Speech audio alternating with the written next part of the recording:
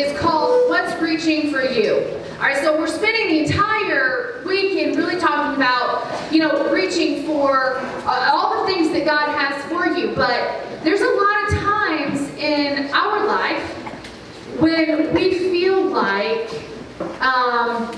there are things maybe perhaps seemingly beyond our control that are attempting to reach for us. And we want to address some of those with you guys.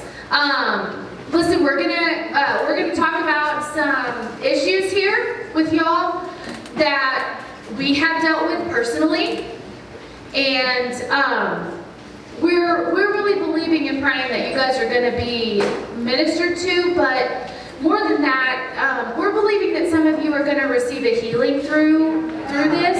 I think sometimes when you know what other people have dealt with, it makes people more human, and it makes you feel not so alone. So we're going to be talking about some, kind of important issues that are pretty prevalent in our society, and it doesn't really matter what age you are, young, old, everywhere in between. There are lots of people dealing with battles and fighting things that may seem like something as a Christian you shouldn't be fighting. All right, for example, talking about mental illness, okay? Talking about anxiety, talking about dealing with depression, talking about dealing with suicidal thoughts, talking about addiction. All of these things that, and I'm sure you guys have heard this, okay? And honestly, guys, we're just being real, right? We're just being real right here with everybody. And I know, I'm sure you guys have heard this, but, well, if you were Christian enough, you wouldn't be depressed. Has any of you heard that before? Oh, yeah. So if you were, if you spent more time in your word, then you wouldn't be dealing with anxiety. And so we're kind of talking about these things tonight just to really bring some light to it. First of all, to let you know that you are not alone. The number one thing that I hope that you get out of this particular session, first of all, is to realize that you are in a battle. I think a lot of times whenever people are dealing with mental illness or suicidal thoughts or addictions of any kind, oftentimes we don't recognize it as that. We don't recognize it as a battle or as a fight. And it just becomes something that is reaching over you and overtaking you, and you haven't stepped back long enough to say, whoa, that's the devil, and I should be fighting him. We don't step back, we just give into. And so I want to encourage you tonight that as we start talking about all of these things, you realize, whoa, that is an attack. And you learn to recognize the attacks of the enemy so that then you can go to battle. And here is one of the tricks of the devil, and I want you to hear this. One of the big tricks of the devil is that he'll make you feel like you are fighting all by yourself. And that nobody else is dealing with it. And that's just not true. No. That's not true. Totally. Well, and I think that, I don't know about y'all, but for me, it's almost like you push those feelings that you're having down because you're not supposed to be the one feeling them. So it's like, well, a Christian shouldn't feel depressed. If you're filled with the Lord, then you can't be depressed.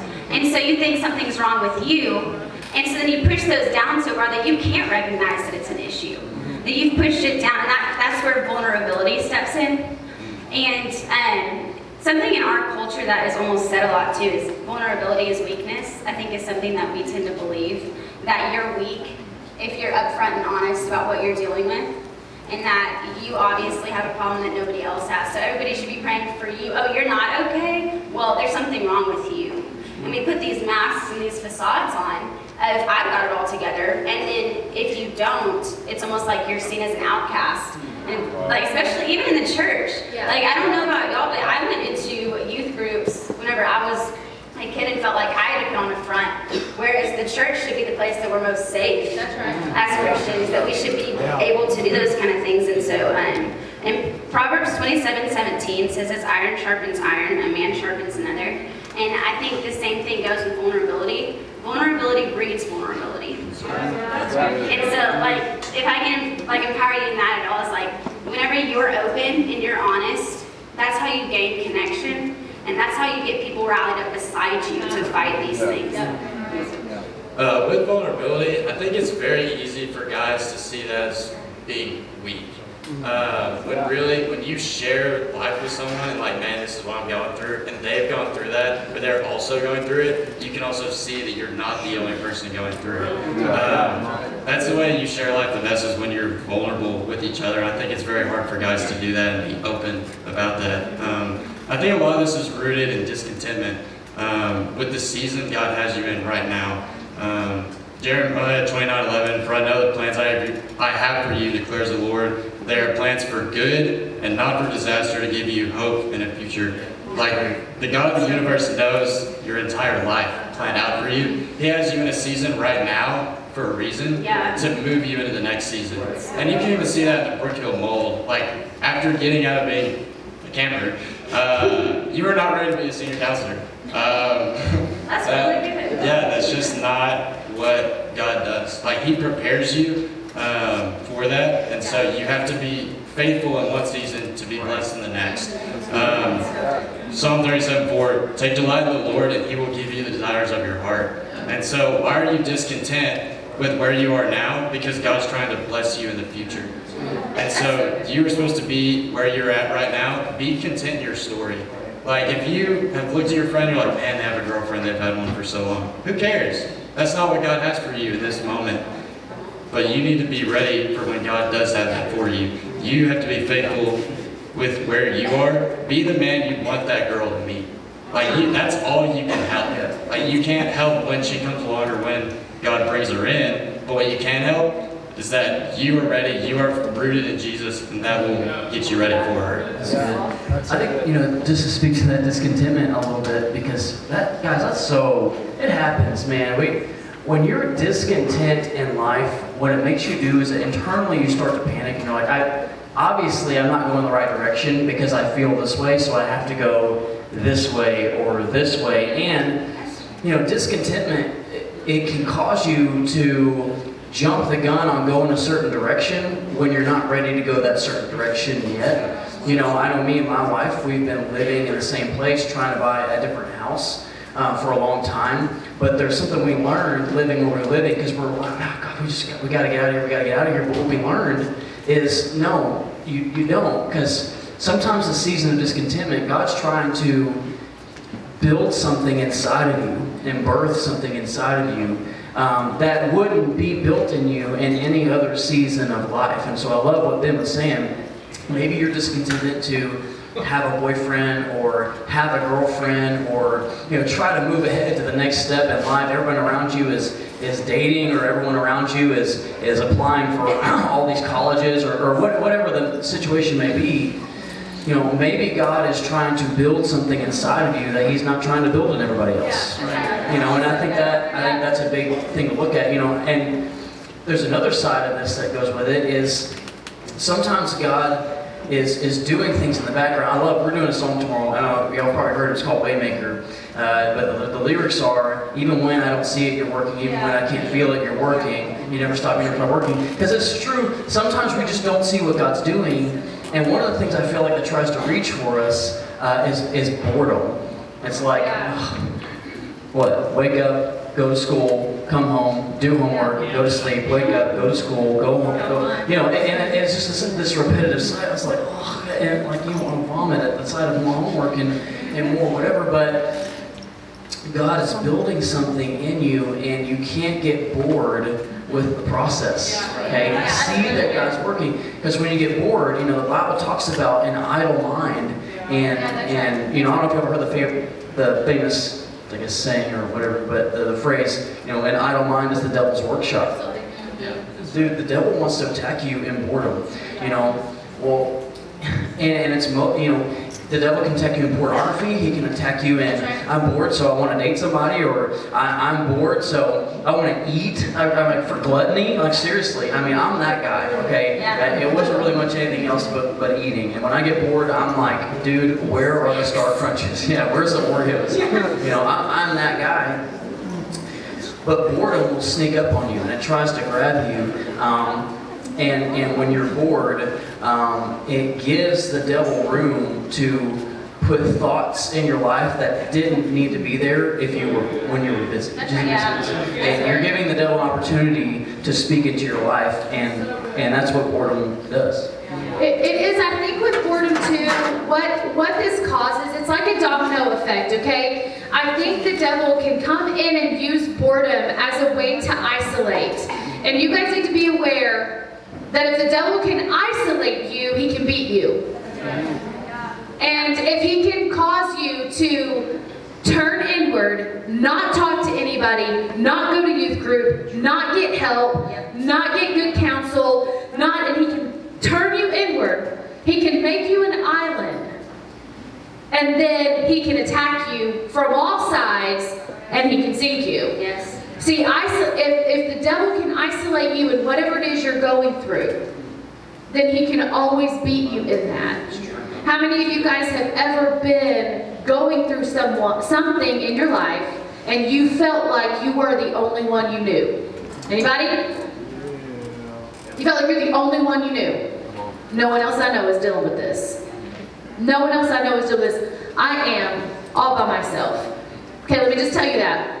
The number one lie from Satan is that you are alone in your struggle. The number one lie is that you are alone in that depression, that you are alone in that anxiety, that you are alone in those thoughts of suicide, that you are alone and nobody gets it and nobody understands. If Satan can convince you in your mind that you are by yourself, he can win. And, just in a moment of vulnerability, some of you guys have been around long enough to know my testimony. I'm not going to go into it. You'll have to be on all summer staff if you want to hear the details. But there was a time in college where I had made some pretty not awesome decisions.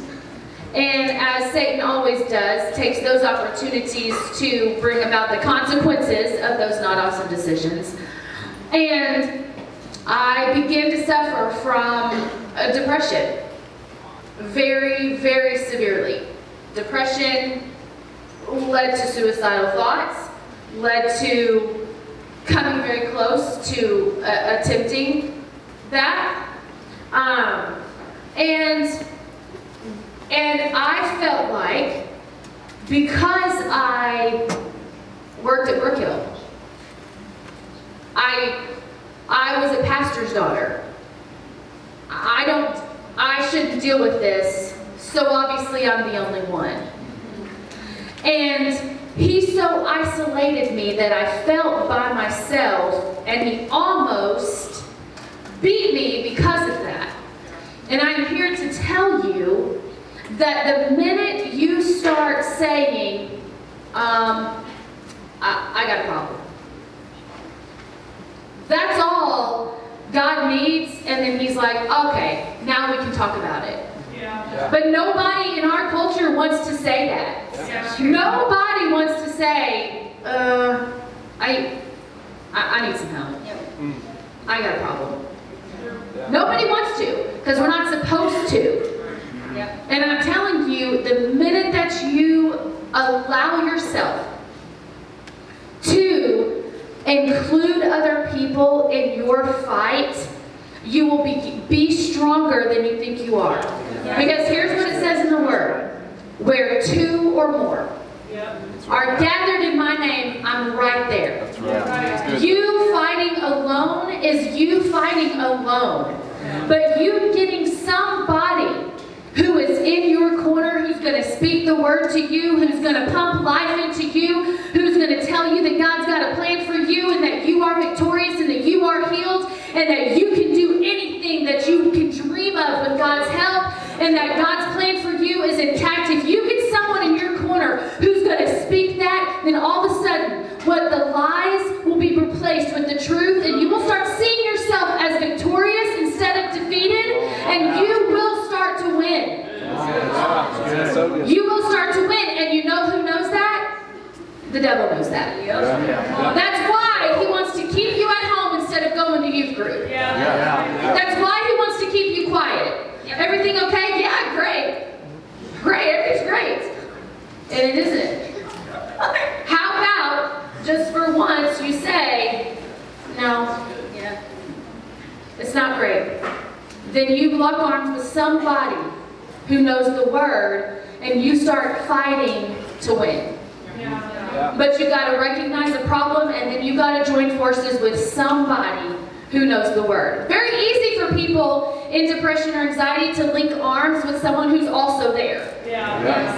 You know, if your ship is burning, don't go get on another ship who's burning to sink. You get on a life raft. You get on someone who's going to speak truth to you. You attach yourself to those people who speak life, and then life will start to overcome the death that is reaching in your direction for that business. Oh, that's me. Oh shoot, my bad. I would just say, like, whenever you get depressed or anxious, just know there is light at the end of the tunnel. I know it's so hard to see that light, and that light is Jesus at the end, but just know that the things you're going through, you can beat them. Like, I know it's very easy to think that I am never going to beat this. I've been watching porn way too often, or other sexual sin, with who I'm dating, or with whatever's going on. I think that's rooted when, whenever we go through hard things and we reach for the wrong thing to save that, then that's when there's more problems. That's when you get deeper and deeper and you don't see a way out. When instead you should be reaching for Jesus, and that is how you're going to find the way out. And that's when we think God's holding out.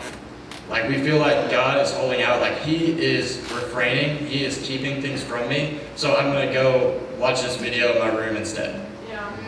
He has more pleasure for me. Like, he is holding out on me, and so that's why I'm going to go do this instead in my bedroom and not tell anyone. But do you know how much shame, how much hate, how much hurt that brings? There are 28,258 users of porn per second.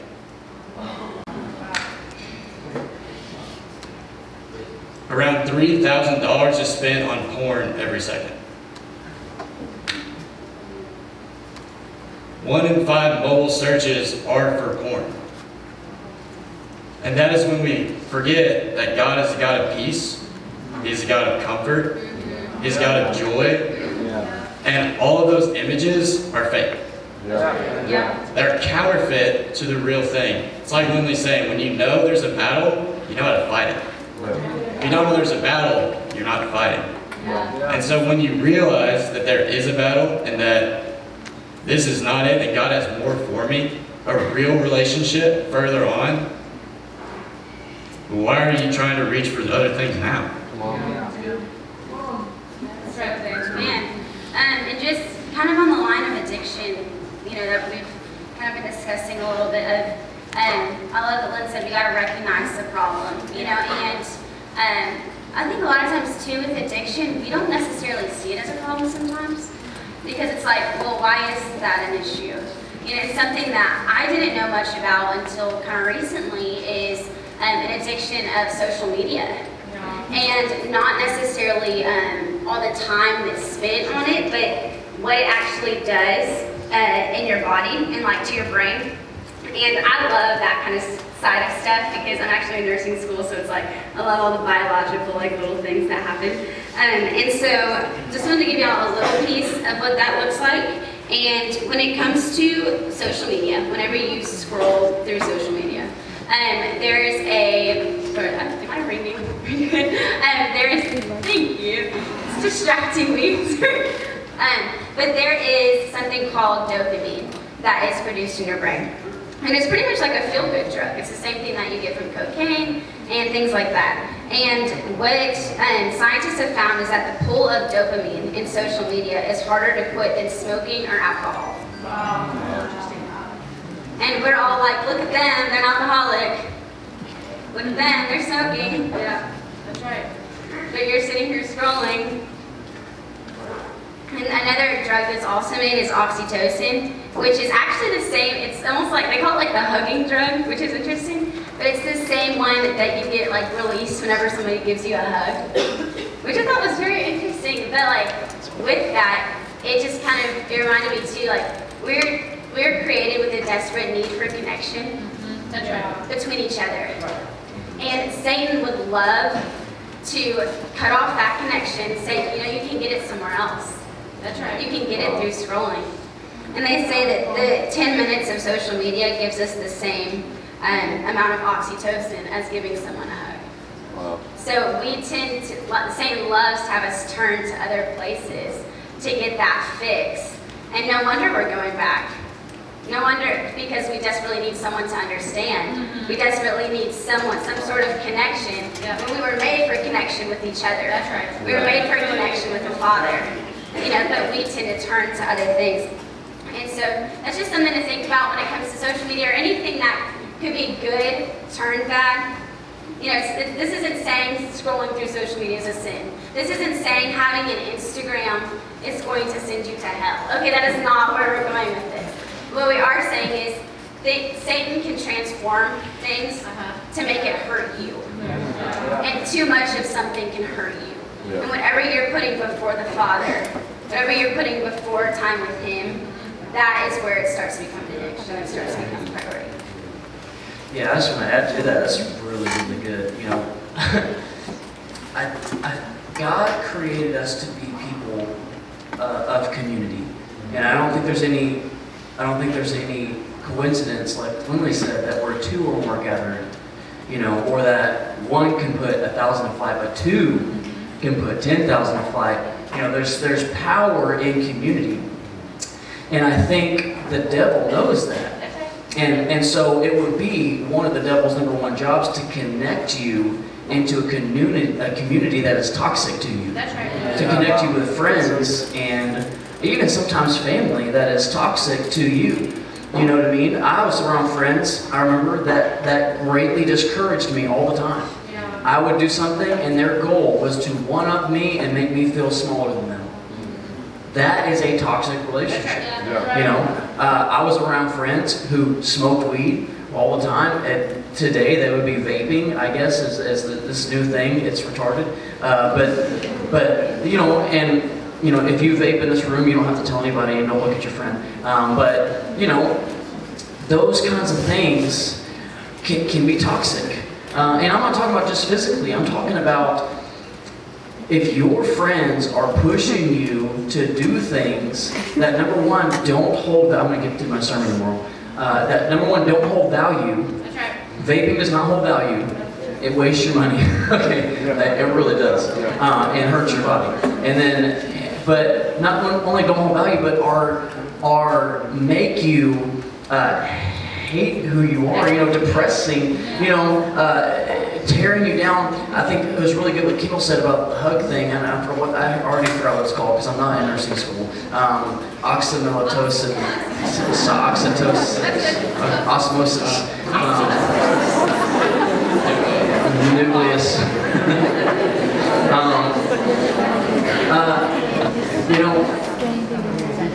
It's funny because in a moment, like Ben was saying, in a moment, you find comfort in something. But what it produces in you is hatred, depression, anxiety. You hate, not hatred towards people, you hate yourself. You're mad at yourself for doing what you did, because the devil wants you to find comfort in things that produce those things in you. And so that... It's no wonder that people deal with the anxiety. Right. It's no wonder people deal with depression.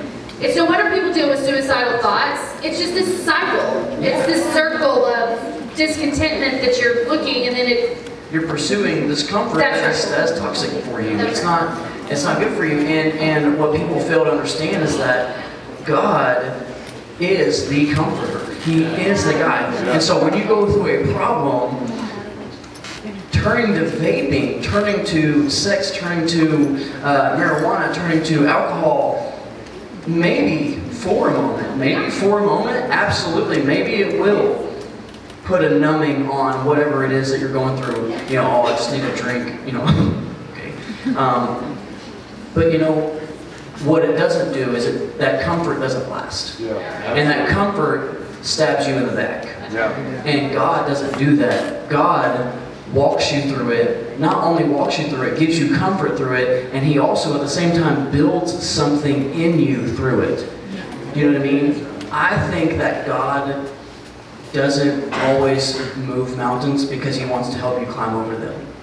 So you can learn how to do that. So you can get stronger. So you can be better. And what I guess my whole point is, you need to watch out for the people around you, because toxic relationships will tell you to run away from the mountain, and they'll tell you to run to something else easier. Does that make sense? And what that boils down to is passivity. Just letting your struggle, just kind of like you're in the ocean, just riding the wave, just being in that sin. You know, when Eve took the apple, Adam watched. Like Adam watched Eve and just kind of, he didn't stop her, and that's passivity. God calls us to be uncomfortable, and I think that's a big word He's been showing me this year. Lynn came up to me and Kenny, an hour ago, and said, "You're speaking on the panel." Cool. What are we talking about? And I could have been passive and like, I don't have anything to say. There's nothing I can say that can benefit them. But I'm uncomfortable. I'm in front of all of y'all speaking right now, because I know God is going to use some of the words I say to get to y'all. And I'm here to, the words I'm saying, I pray they fall, but that God's words are what y'all hear. And really, just, we need to wake up. Do not be passive. Do not let your sin entangle you, because that's when you're lukewarm. That's when people can't tell that you're following Christ, because you can't tell that you're following Christ. And that is detestable to God. He will spit you out because you didn't run to Him for comfort. And that's all He wants to give you. That's so good. And I think sometimes, like, something that the Lord's been teaching me a lot is, like, He doesn't expect us not to hurt, but He does expect us to come to Him with it. Like, He doesn't expect, you're gonna hurt. He doesn't expect you to push emotions aside. I mean, it said that Jesus wept with Martha. He cried too. He was not like, I'm emotionless, I'm God. Like he has emotions, and so why we think that we can't have emotions. And so, part of that, a little bit of my testimony personally is going into the anxiety realm of like kind of the way that I coped with things. And so for a short period of time, I actually was helping with like an internship and doing some church stuff, and I actually took so many things on to myself because I like continually said yes to all these different jobs, and I was not allowing myself to have any time to decompress, and I ended up, they put me like on high pain meds and stuff like that, and they started giving me a little bit of the medicine that pretty much would relax everything. And so that was the goal. It was like it would take the tense, like that you've held up, and just slow it all down. And what they explained though was those meds, they're short term. And I think that's just kind of going with what we've been talking about is those things can't feel like the comforter. Those things, you will need more of them, and that's why they're so addictive, is that you need a little bit more each time to make you breathe and to make you relaxed.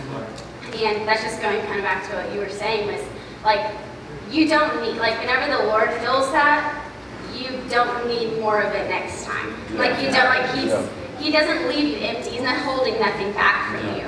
And so when it comes to anxiety, just the first verse that came to my mind is that don't be anxious about anything, instead pray about everything. But the Passion Translation actually says, don't be pulled in different directions or worried about a thing. Be saturated in prayer throughout each day, offering your faith-filled requests before God with overflowing gratitude.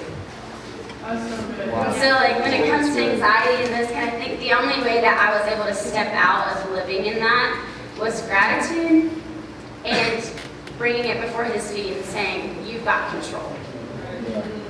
Because anxiety is based on fear. And fear is faith in the wrong kingdom. Okay? Anxiety is based on fear of what could happen. And fear is faith in something that bad is going to happen, and not faith in your Father who has great plans for you and who you trust well. And so when we focus on being anxious, we empower it because our focus has power. That's what has power. And so when we focus on anxiety, we're empowering anxiety. But when we focus on the Father, it says everything has to bow at Jesus' feet. That's right. And so when he says everything has to bow, he means including fear, including anxiety, including depression, including addiction. He means it whenever he says that. All of that, this is so true. Are you guys hearing? Is this encouraging to you? Yeah. Okay, so listen, we don't want to leave being like, okay, good, recognize your problem, great, so y'all have a great night. There's more to it, okay? But the first thing is recognizing that you are fighting a battle. Right. And making sure that you understand you're not alone. And you know, sometimes, and this happened for me, sometimes you can be so far into the anxiety, so far into the depression, so far into suicidal thoughts, so far into your addiction, that you are unaware that's what that is. And it takes something like this to say, oh, hey bro, you're addicted. It's like, oh my gosh, I am. Oh, you know, sometimes it takes somebody like this from the outside saying, is that you? Take a look at your life. Are you the one that's isolated? Are you the one that's crying yourself to sleep? Are you the one that's panicking and having anxiety attacks? That you need to know. Take a look at your life. Are any of those things you? Are you spending time looking at porn? Is that what you do by default? What do you default to? Answer the question, what do you default to? And then you'll know what your addiction is. Okay? And so here we are asking, you look at your life, is any of that, is it you? Once you recognize, oh my goodness, that is me. Then all of a sudden, you become aware of the fact that you are in the middle of a fight. If Satan can keep you unaware, then what happens is whatever is reaching for you eventually overtakes you because you didn't even know to fight it in the first place. You don't know why you're unhappy. You don't know why you're panicked about everything. You don't know why you just are. And what we're saying is there's an issue. Don't be ashamed. Don't be ashamed. If you have got an issue that you are struggling with, let's talk about it. Let's talk about it. Let's talk about it. Talk about it with us. Go home, talk about it with your youth pastor. Go sit in your, well, what will they think of me? No. Go talk about it. Go talk about it. Go get yourself some help. Get a counselor, someone who knows the word. You're going to have to realize you are not alone. Realize that you are in a battle. Here are the steps to overcoming what it is that you are dealing with. Because everybody's dealing with whatever it is. And here are the steps you need to. First, recognize that something's after you. Okay, because Satan's trying to silence your voice because you're extremely influential in our society. So he's trying to silence you. Be aware that something's coming after you. And if you think nothing is, you need to turn around and take a look. Because more than likely you are wrong. If nothing's coming after you, then you are already an ineffective person. If Satan's leaving you alone, then you're not making a difference anywhere you are already. But you can know that if you're fighting something, that means he's scared of you. You can know that. If he's got you in the middle of depression, that's because the minute he knows you come out of that, you're going to change the world. If he can keep you feeling stressed and anxious and keep you having those anxiety attacks, then he can keep you from being influential. Okay, so just know that the attack that's on your life is there. I got to stand up. The attack that is on your life is there because you are a world changer. And you need to know that the minute you came into this world, God had a plan for you before you were born, and Satan saw you coming and think, ooh, what am I going to do about that? I know. Let's get them addicted to something so they won't be effective. I know what we'll do. Let's get them in bed with depression so they'll keep their mouth shut. I know what we'll do. Let's stress them out. Let's make them anxious so maybe they won't talk. Satan saw you coming. Recognize that. And know that if you're battling something, that means that you are supposed to do something amazing with your life. Now, you can either battle what's reaching for you and become amazing, or you can give into it, and whoever it is that's supposed to be changed by your existence will stay unchanged because you stayed silent. You take a look at what is reaching for you. What is it? What's attacking you? Recognize that you are in a battle for your life. Recognize you're in a battle. The second thing is be brave enough to ask for help. Be brave enough to ask for help. Asking for help doesn't make you weak. It makes you human. Makes you human. And all that's going to do is increase your witness. Asking for help does not make you weak. It makes you human. And being human's okay. Being human's okay. 1, recognize you're fighting a battle. 2, be brave enough to ask for help. And 3, be strong enough to fight.